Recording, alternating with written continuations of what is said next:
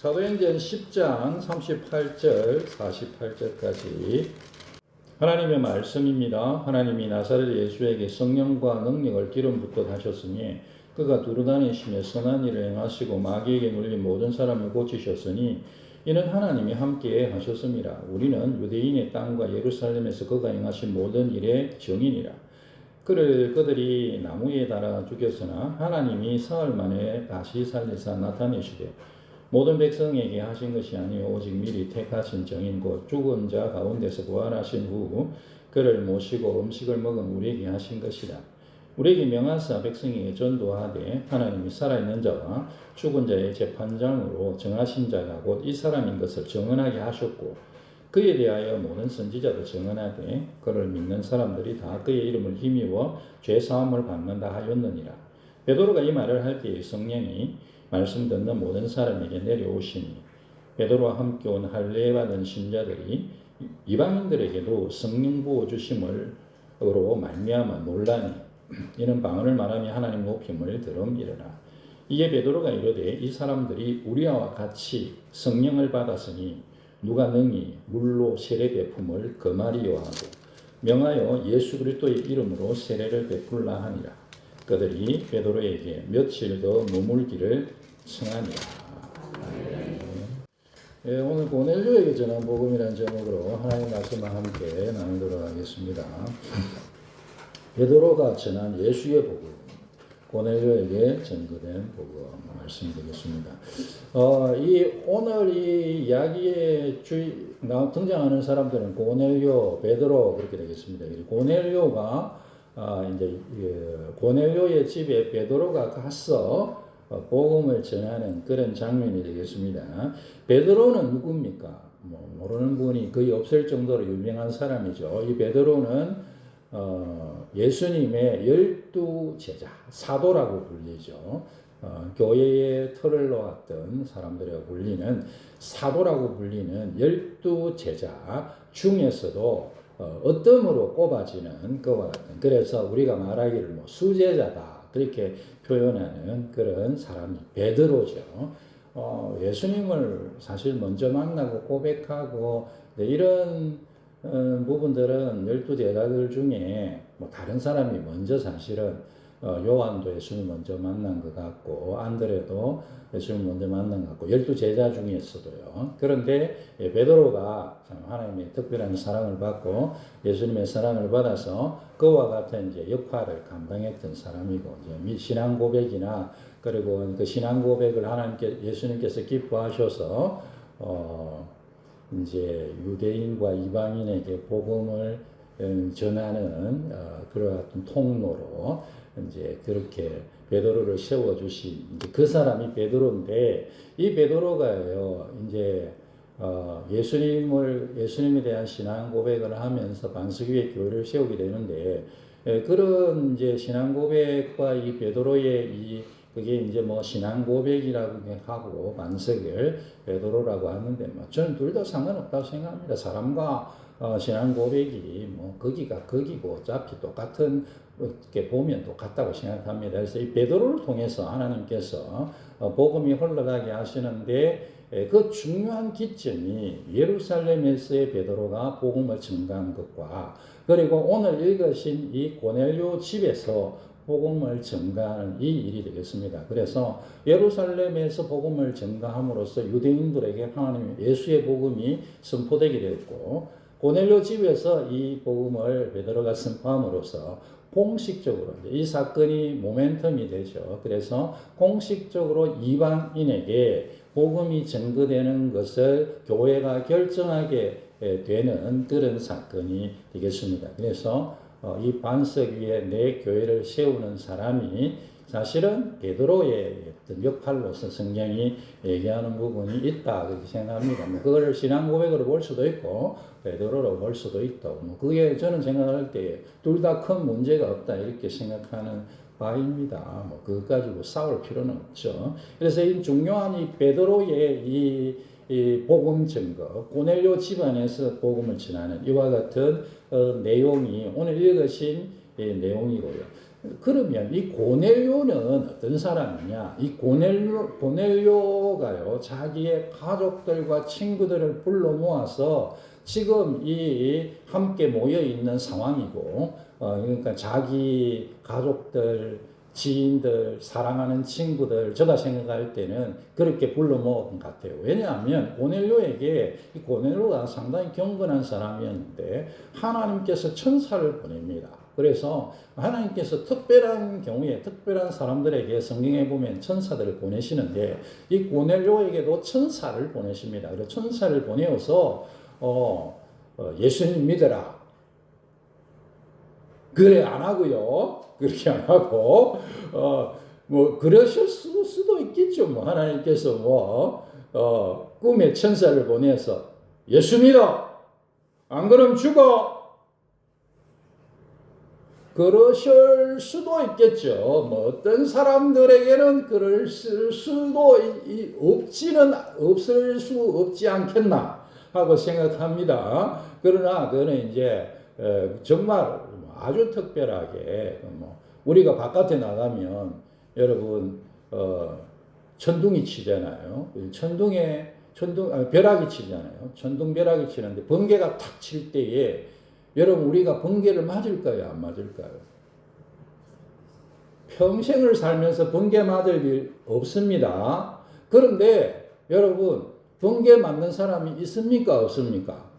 있습니다. 그래서 내가 번개를 맞을까 걱정 안 하셔도 돼요. 절대로 내가 번개를 맞을 가능성은 없어요, 사실은. 저는 그렇게 생각합니다. 그런데 번개 맞을 수 있다. 그런 측면에서 이제 말씀드리는 거다. 그렇게 이해하시면 되겠고요. 이제 하나님께서요, 이 베드로에게 베드로를 청해서 복음을 들어라. 그렇게 천사를 보냅니다. 그러니까 이 고넬료 입장에서는 천사가 와가지고 베드로를 청해라 하니까 베드로를 불러와 이제 사람을 보내어서 자기가 신뢰하는 사람을 보내어서 베드로를 이제 베드로님 좀 오십시오 뭐 이렇게 하고 사람들을 기다리고 있으니까 얼마나 간절한 마음으로 얼마나 사랑하는 사람들을 불러 모았겠습니까? 제 생각입니다. 그래서 가족들 다 막 어디 갔든지 막 다 불러 모았겠죠. 다 불러 모으고 또 사랑하는 친구, 저 친구는 꼭 같이 들어야 되는데 그런 친구를 또 부르고 사랑하는 사람들, 형제자매들 다 불러서 그렇게 딱 정말 기다리고 있었던 것 같아요. 그렇게 해서 이제 이 고넬료 집에서 복음을 듣기 위해서 정말 간절한 마음으로 복음을 향하여 열린 마음으로 그렇게 이제 기다리고 있던 사람의 집이 고넬료 지금 베드로가 가서 복음을 전가하는 그와 같은 상황이에요. 그래서요. 복음이 역사할 때는 하나님께서 사람들의 마음들을 준비시킨다는 것을 성경에서 보여줍니다. 어떤 때는 반대의 경우가 있어요. 어떤 때는 반대의 경우가 있어서 아무도 복음을 듣지 않는 상황이 있어요. 그래서 들어도 들리지 않고 봐도 보지 못하고 마음이 깨달음이 없고 그렇게 되는 경우가 있는가 하면 어떤 경우에는 마음이 활짝 열려서 이 복음을 향하여 정말 말씀이 선포될 때에 그 말씀이 함께 역사하게 만든 그게 하나님이 하시는 일이지. 왜 그러냐 하면 뭐 여러 가지 생각은 할 수 있겠지만 사실은 근본적인 이유는 하나님의 주권이다 그렇게 생각합니다. 그런데 이 고넬료 그래서 여러분 우리 모두도 이 고넬료 집안에 모인 사람들 같이 하나님 말씀 들읍시다. 예. 여러분 베드로가 복음 전하는 내용이 오늘 제가 드리는 말씀과 똑같은 내용이에요. 그런데 성령님 역사하시고 마음이 열려 있고 두 가지가 합해지니까 큰 열매가 나타나는 거거든요. 그래서 무슨 베드로가 설교할 때 재밌는 이야기하고 웃기는 얘기하고 이런 거 전혀 없습니다. 우리 김성원 목사는 설교할 때 웃기는 소리 좀 안 하고 저도 좀 웃기면 좋겠는데 제가 웃기지가 않아요. 그걸 이해해 주세요. 근데 하여간에 여러분 복음을 향하여 열려있는 이 고넬료 집안에 모인 청중처럼 하나님 내가 그런 간절한 마음으로 하나님 말씀을 사모하게 해주십시오. 네, 그런 우리가 이게 마음에 열린 마음이 있으면 하나님께서요 또 특별히 은혜 주신다 생각합니다. 그런데 여러분 이걸 보고 고넬료는 어떤 직업을 갖고 있었는지 혹시 아세요? 이 고넬료라는 사람의 직업이 무엇이었는가 하면 이 고넬료라는 사람의 직업은요 군인이었습니다. 군인. 특별히 이 사람은 로마 군인이었습니다. 로마 군인. 그게 무슨 뜻일까요? 지금 이스라엘 나라가 유대 나라가 로마의 지배를 당하고 있었습니다. 그래서 그 당시에 온 세계를 지배하고 있었던 나라가 로마였습니다. 그 중에 하나가 그 팔레스타인 지역의 속주였고 그 중에 이 유다 이 지방 유다 나라가 포함되어 있었던 거죠. 그러니까 그 얘기는 뭡니까? 이 고넬료가 어떤 사람입니까? 지금 유대 나라를 다스리고 있는 로마 군대의 군인이라는 거예요. 여러분 한번 생각을 해보십시오. 뭐 말하자면 점령한 군대의 장교잖아요. 장교. 100명의 로마 군인들을 백부장이라고 불렸는데 100명의 로마 군인들을 이제 통솔하는 장교거든요. 뭐 제가 생각할 때 로마 군인만 돼도 긴장할 건데 그 백부장, 그 100명의 군인들을 당시의 로마 군인들을 이렇게 한다는 것은 굉장한 어떤 영향력이 있는 사람이었을 것이다 그렇게 생각합니다.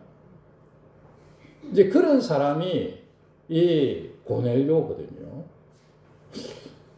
우리가 안중근 의사라고 하지 않습니까? 안중근 의사. 근데 안중근 의사는 이토 히로부미를 저격했지 않습니까? 근데 이토 히로부미를 이제 저격했는데 그래서 이제 안중근 의사가 군인으로서 자기는 군인으로서 그랬다 하고 그 다음에 포로로 대해달라 했는데 이제 일제가 죽였죠. 그렇게 이제 그래서 우리가 안중근 우리가 뭐 일반적으로 우리 안중근 의사에 대해서 별로 나쁘게 생각하는 사람은 저는 잘 못 봤거든요. 그래서 이제 안중근 의사는 정말 참 독립군이다. 이 나라의 독립을 위해서 자기의 목숨을 바친 사람이다. 이제 이렇게 생각하죠. 우리가 근데 이토 그 사람 히로부미 그 사람은요 사실은 이제 이 한일 합방이나 이제 이런 부분에 있어서 사실은 강근파라기보다는 온건파로 알려져 있는 사람입니다. 그러니까 일본이 우리나라를 병합하고 할 때에 군대를 보내고 한 번에 잡아먹자 이렇게 한 강근파고 그러지 말고 조심조심 우리가 이렇게 서로서로 힘을 모아서 그렇게 하자. 살살살 천천히 과정을 이렇게 지나가도록 하자. 뭐 그렇다고 해서 이 사람이 무슨 한국을 위하는 사람이 그런 사람은 아니지만 그런데 여러분 우리 인간적인 생각에 총을 쏠 것 같으면 한일합방을 강제로 일으키고 총을 들고 온 그런 장군을 탕 쏘는 게 조금 더 모르겠어요. 그래 이제 그런 생각이 얼핏 들기는 하는 거예요. 그래도 여러분 적군이죠, 적군. 그런 입장이 사실은 고넬료일 수도 있다는 거죠. 고넬료가 아무리 자기가 거기 이스라엘 사람들 잘해준다고 해도 이 사람은 로마 군인의 장교입니다, 여러분. 점령군이죠. 더구나 이 사람은 이방인이잖아요. 유대인들에게서 종교적으로 이방인은 유대인들이 베드로가 유대인 아닙니까? 그래서 베드로가 유대인인데 유대인이 이방인을 대할 때는 정말로 이렇게 멀리 대했다고. 마치 자기들 입장에서는 죄송합니다. 제가 설명을 하려고 하는 거예요. 똥을 대하듯이 대했다고요. 똥을 왜? 더러우니까 근처 안 가는 거죠. 그죠? 누구 뭐 똥 주물러 끓인 사람 있습니까? 저도 뭐 언젠가 혹시나 치매가 오게 되면 뭐 그럴지도 모르겠습니다만,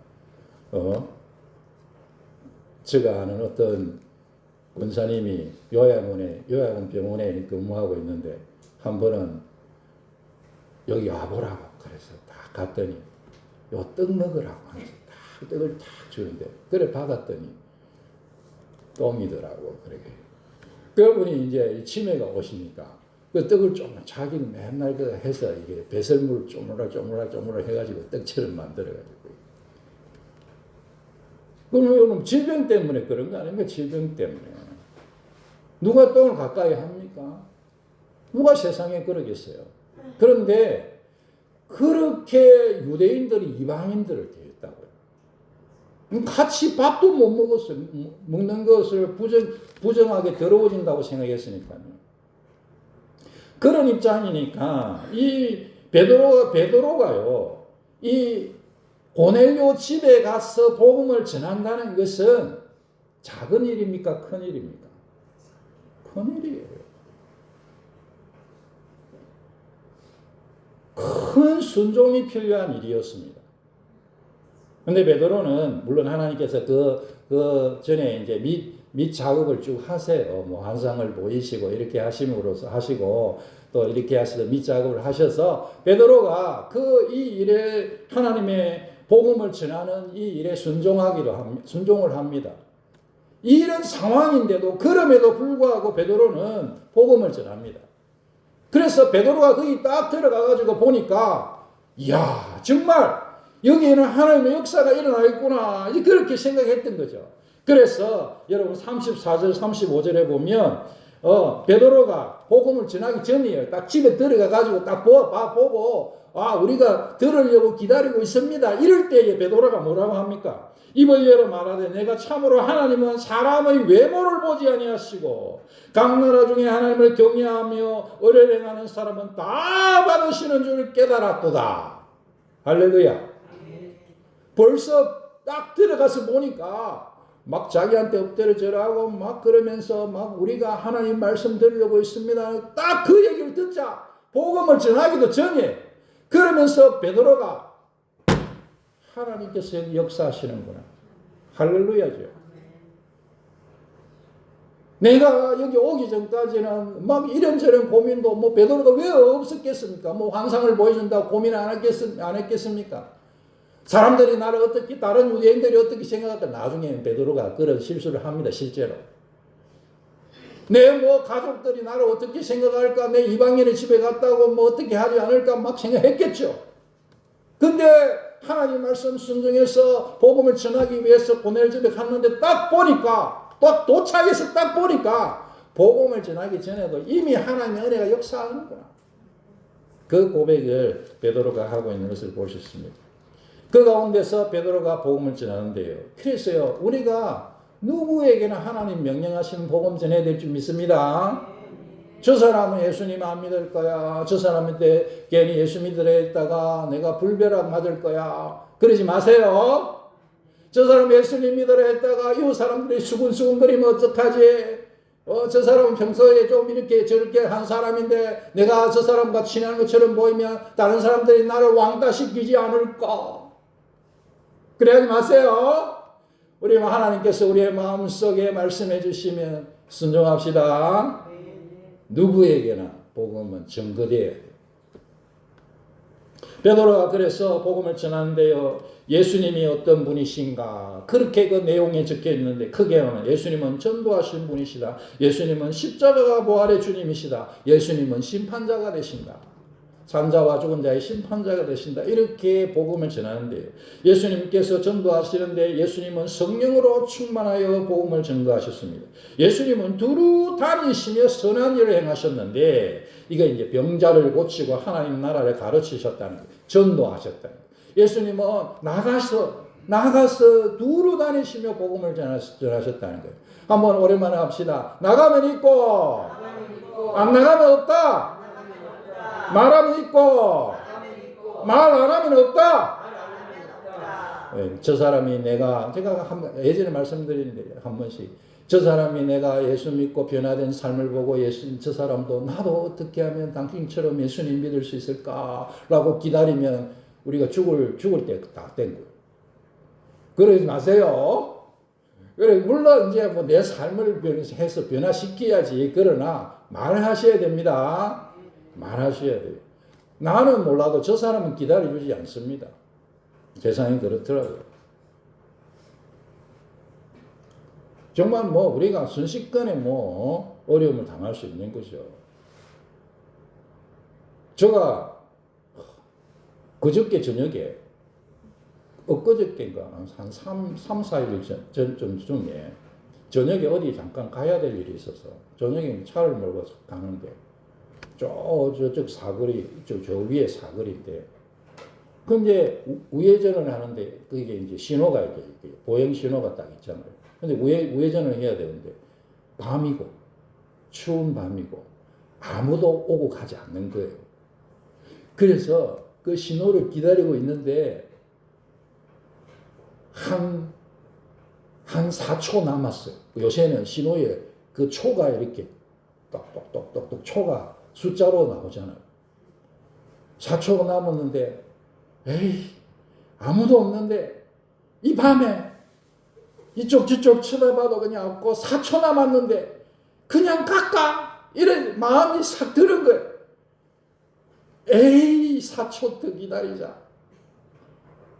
딱 그 순간에 여러분 이게 아이들이 킥보드 타는 거 있잖아요. 전동 킥보드. 전동 킥보드가요. 제 차 이쪽도 아니고 운전석 쪽에서 갑자기 쑥 나오더니 저쪽 횡단보도 쪽으로 쭉 빠져나가는 거예요.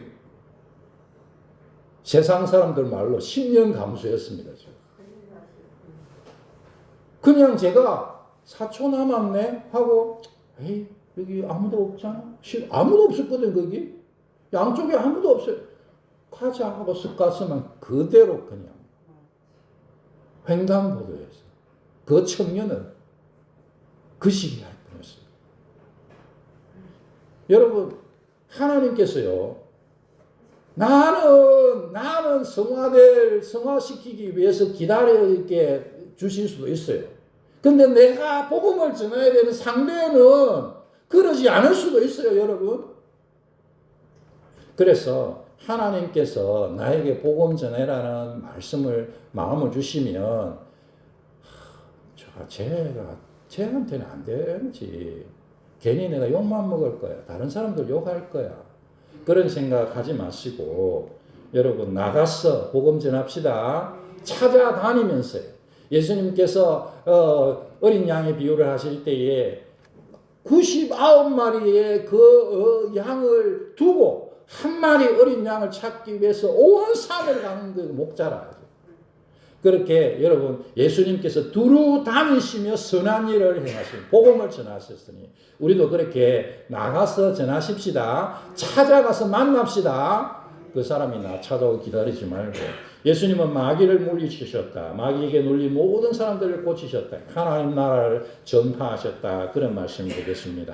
예수님께서 그 다음에 예수님은 십자가와 부활의 주님이심을 선포하는데요. 나무에 달려 죽으셨다.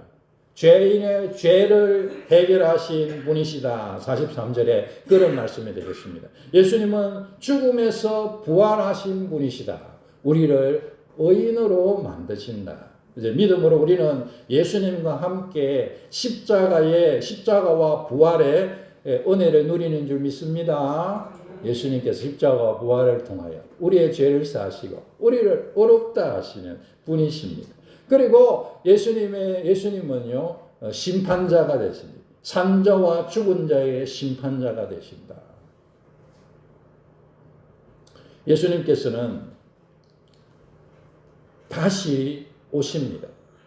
그거를 재림이라고 그래요.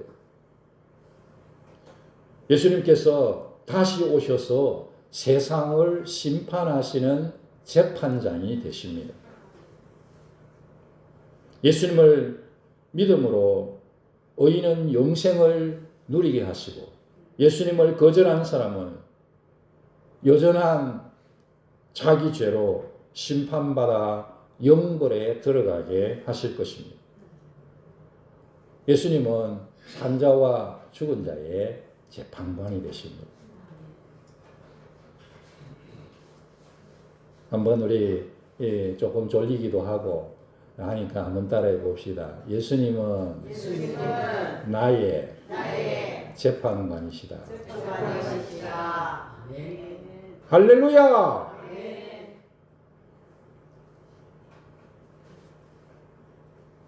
제가 여러분 재판정에 죄를 지어서 재판정에 딱 섰는데 제가 재판관으로 딱 있으면 좋을까요? 싫을까요? 좋아하시기 바랍니다. 팔은 안으로 굽기 때문에 그래서 제가 여러분을 보면 공의를 행해야 되지만 어이구 우리 근사님이네 요렇게 생각할 겁니다. 근데 저는 이제 뭐 그렇지만 여러분 예수님이요 우리가 심판장 앞에 딱 섰을 때에 우리 예수님 우리를 위해서 십자가에서 죽으시고 부활하신 우리 예수님이 거기 재판장에 앉아 계신다. 할렐루야 만번. 할렐루야 만번인 줄 믿습니다. 하나님께서 예수님을 산자와 죽은 자의 재판관으로 삼으셨다. 그 얘기는 무슨 얘기입니까? 이 세상의 모든 사람들은 살았든지 죽었든지 그게 안 포함되는 사람이 있습니까? 없어요. 하나님께서는 예수님을 세상의 모든 사람의 재판관으로 임명하셨습니다. 그래서 우리는 언젠가 반드시 아무도 예외 없이 단 한 사람도 예외 없이 예수님의 재판장 앞에 설 것입니다. 이것이 믿는 우리의 큰 소망이요 위로가 되기를 바랍니다. 내가 예수님의 재판장 앞에 설 거야. 그래서 이게 복음이 되는 거예요, 여러분. 이 예수님의 복음을 베드로가 오늘 말씀드린 이 내용이에요, 여러분. 이 내용을 베드로가 고넬료와 그의 가정, 그의 사랑하는 친구들에게 선포했고 이 복음을 이들이 믿음으로 구원을 받게 됩니다. 44절에 베드로가 이 말을 할 때에 성령이 말씀 듣는 모든 사람에게 내려오시니 하나님의 말씀이 선포될 때에 성령님이 내려오시니 베드로가 그것을 보고 세례를 베풀고 함께 교제하는 장면이 우리 읽은 마지막 구절이 되겠습니다. 그 얘기는 구원받은 하나님의 사람으로 인정하고 인을 치는 그와 같은 모습인 거죠. 하나님이 우리에게 오셔서 우리와 함께 계신 줄 믿습니다. 우리가 예수님을 믿으면 성령님께서 우리 가운데 오셔서 우리와 함께 하십니다.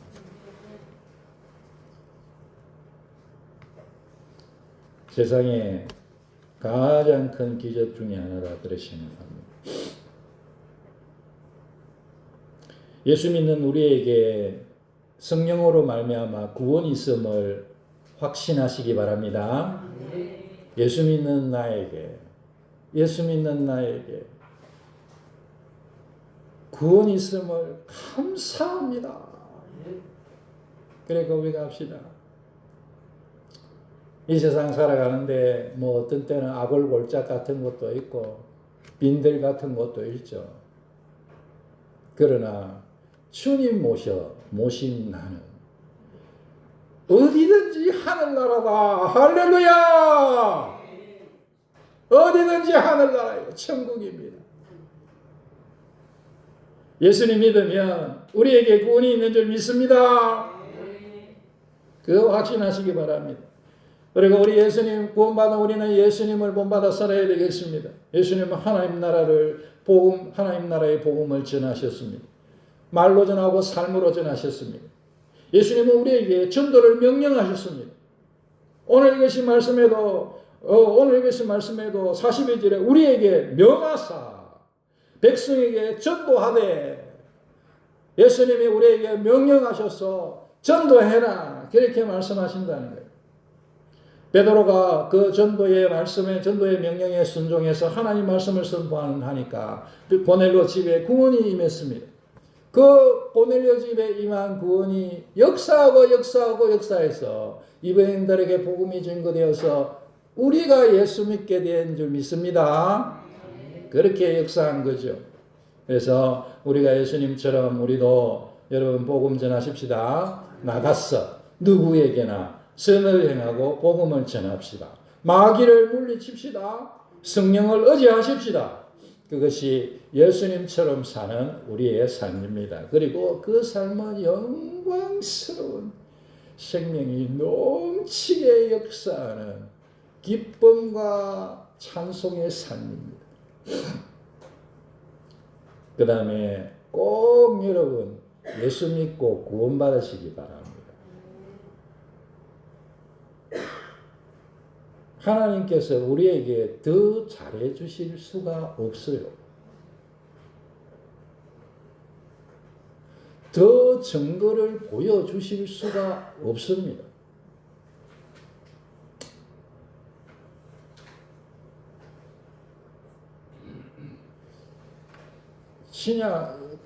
신학자들이 하는 얘기 중에 이미와 아직 이런 얘기를 하는데요. 이미 구원받았지만 아직 구원이 완성된 게 아니다. 그런 얘기를 할 때. 이미 우리는 부활했지만 아직 부활하지 않았다라고도 말하기도 하죠. 이미 우리는 영으로 부활한 사람들입니다.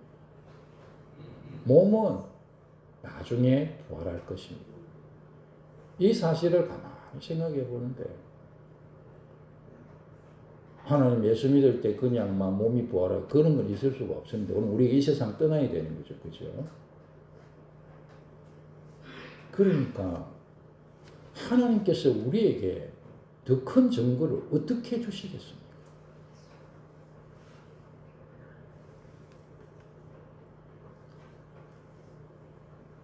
예수님은 산자와 죽은 자의 재판장이 되십니다. 예수님의 십자가가 부활로 제사함 받아서 의인이 됩니다.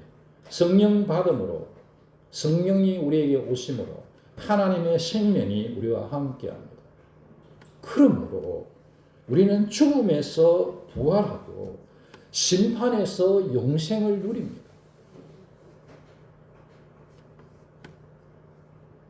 예수 천당 불신 지옥이에요.